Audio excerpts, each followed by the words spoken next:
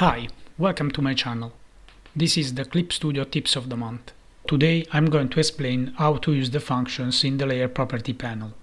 So before we start, you need to know that you can activate the Layer Property panel from Window. Make sure to select both Layer and Layer Property in order to see also all the layers in this panel. The first thing to know is that they act like a switch that you can toggle on and off with a simple click. In fact, these effects do not permanently change the layer. Another thing to know is that the effects shown in Layer Property changes according to the type of layer you select. So you will see the Layer Property panel changing if you select a raster layer rather than a vector layer on an image material layer. I'm going to show you all the 5 effects you can find in Clip Studio Pro, and I will also explain how to simulate the extract line, which you can find only in the X version, in the Pro version of Clip Studio. Of course, if you need more details, read the article I made, link in the description. Let's get started. The first effect I want to talk about is the border effect. I generally use this effect to highlight an element, to create a separation between a detail and the background, or to make an entire element stand out. You can apply this effect both to a single layer or a folder that contains a group of layers. As you can see, I applied a border to the 2 strawberries in order to make them stand out, and I also applied a white edge to the entire cake by selecting the folder that contains all the layers of the cake. In the first case, you can modify the thickness by changing the value, and the color by clicking directly on the bar and selecting a color, or if you have already a color selected in the palette, just press the bucket icon near the bar. The edge effect is very useful and time-saving. However, you may have noticed that the thickness is always uniform, and this can be an issue, especially in cases where you would like to have a thinner outline in some areas and a thicker one in other parts. In this case, I'll show you a trick. Just create a new layer on top and clip it to layer below. Now, everything you do on this new layer also affects the edge effect. In this example, I set the new layer to multiply and I drawn a shadow. As you can see, the thickness is not uniform around the cake. The watercolor edge is a little bit different. We don't have the thickness parameter to act on. Moreover, as you can see, the effect does not just act on the outside of the border, but also encroaches on the inside in a way. Basically, the greater the value you assign to the parameter area, the greater the area of the drawing invaded by the effect. You can also adjust the opacity and darkness. The last option, blur and width, allows you to act both on the external part of the effect and on the invaded area inside the border. But in this case, it does not increase the thickness, but adjusts how smooth or crispy the effect is. You can also activate the watercolor edge directly in the brush settings, so the color will also change according to the selected color in the palette. As you can see, the effect applied to the brush characterizes each stroke and eventually creates a certain texture that I thought would be perfect for drawing a fresh watermelon. On the last tip on the edge effect, you can use it for your text. Enjoy activating the effect even before you start writing, so that the border is created as you write. Try also using the eraser after you wrote a text, while the border effect is active. It's very satisfying. The second effect is the tone. I love this effect. You can use it to create backgrounds for manga, or screens on the fly to apply to your drawings, or color tone effects for your illustrations. Let's see the background first. All we have to do is take a good photo of the scenery we want to use as a setting and press tone. Adjust the frequency, trying to find the right balance in order to see a good density of dots. Remember that if you check the reflect layer opacity box, the moment you change the opacity of the layer, it will also change the density of the dots that form the screen. If on the other hand you don't check the box, The layer's opacity will act as usual, by varying its transparency.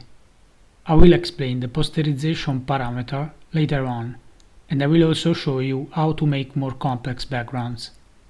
The soft eraser is a very useful tool for scratching the screen. You will notice that the dots that make up the screen become smaller at the point where you use the eraser. Obviously, if you use the soft eraser after you have rasterized the screen, it will act normally by lightening the dots, but not making them smaller. You can use this to your advantage, depending on the result you want to achieve. In this example, I used the tone effect to visually merge the cake I designed with the photo I took of a real plate. Now, if you want to make a color screen, you need to follow these steps. First of all, in the density settings, you must select the Use Brightness of Image option in the drop-down menu. If you select this option, you can then color the dots afterwards, because the space between dots will be intended as transparency. The second step is to make the layer raster, so right-click on the layer and select Rasterize. In the third step, we click on the Lock Transparent Pixels icon in the Layer panel, so that we can only color the selected layer. Now we are ready to color the layer with a marker or another brush. You can also use a gradient effect. The limit is only your imagination. I also use these steps to create a color tone with a gradient layer. First select the gradient, foreground to background subtool, and set the two colors white and black. At this stage it's important to choose black and white RGB with maximum values. As I explained before, you will color the tone afterwards. I love this effect. The next effect is the display decrease color. I find this effect very useful for backgrounds. Anyway, this effect will appear only if you select an image material layer or a 3D layer. So import an image or right-click on a layer and select Convert Layer. Then choose from the menu type Image Material Layer. Now we can choose from two different options, gray or monochrome. I would remind you that the gray and monochrome options are also available in the Layer Property panel for the other effects. Or, if you want to activate them without any effect, you can change them under Expression Color. As you can see, the gray will convert the imported image to black and white, including all gray variations. The second will use only black and whites as values. Furthermore, when we select monochrome, we'll see two parameters. The main value we have to act on is color threshold. It's important to find the right balance in which the black areas define the points of the photo that interest us without overwhelming the other areas. For example, here I try to find a balance between the details of the sky and those of the rocks and the grass. So let's play with the monochrome effect. If you look closely, in the panel there are also two squares, one white and one black. If we click on either one of them, we can turn it off. Basically, by switching off white, we are making all white pixels transparent, and by switching off black, we are making black pixels transparent. Here I turned off the white pixels and put the monochrome image layer on the one with the gray effect to recreate an effect that reminds me a lot of the old screens of vintage portable video games. Okay, we have talked about the tone effect and the display decrease color. I want to show you a method to simulate the extract line effect. You need to know that the extract line is available only in Clip Studio X, but there is a method that I'm going to show you to simulate this effect in the Pro version. We will combine three effects. Let's follow these steps. Import a photo you want from the top menu File. Firstly, we create two duplicates of the photo, so we have three separate layers with the same imported image. Just right-click on the layer and select Duplicate Layer from the menu. We will use the effect from the menu Filter, Effect, Artistic on the top layer. In this way, we will see that lines will be drawn. Let's also change the values of the parameters in the panel that opens to find the right results we like, depending on the type of photo, whether it's a background or an object, and whether we need thicker lines or not. In the parameter window, we select lines only, so that everything else will be transparent. Now we use the tone effect on the layer in the middle.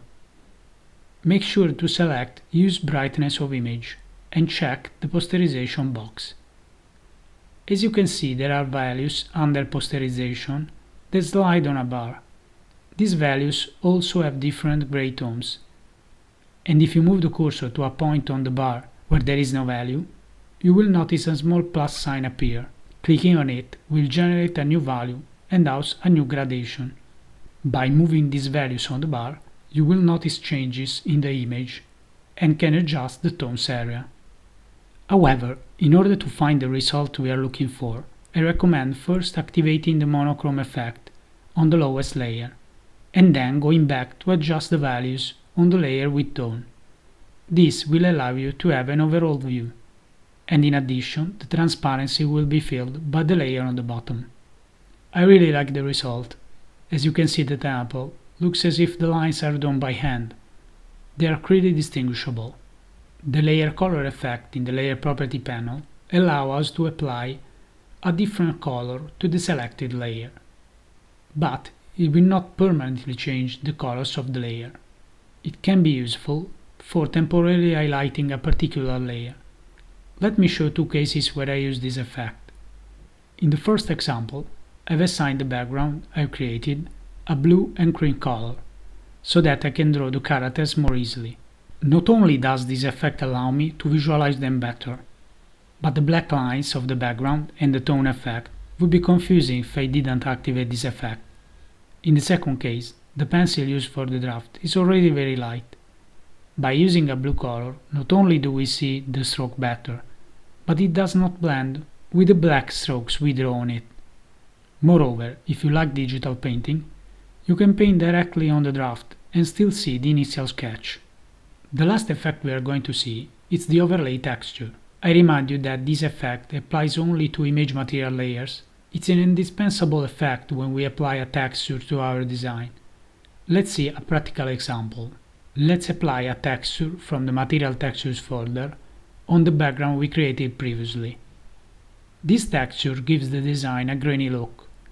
However, the overlay texture effect allows us to adjust the intensity of the texture by acting on the strength bar. Anyway, this effect transforms any image contained on the layer into texture. Therefore, it's very useful for creating custom textures on the fly. You can see in this example, I created a hexagon pattern as a decoration for the dress of my character. It's very simple, just draw the pattern on a new layer. And after converting the layer into an image material layer, apply the overlay texture effect. Then adjust the dimension and the position of your texture. We have seen many effects that can be activated from the layer property panel. Their particularity lies in the fact that they can be activated and deactivated in one click, without permanently modifying our work. The limit is really only your imagination. Have fun with experimenting with the images to create incredible effects. Anyway, to see more examples and a more detailed explanation, check my article on Clip Studio Tips of the Month. The link is in the description. Thank you so much for watching. See you in the next video. Bye bye.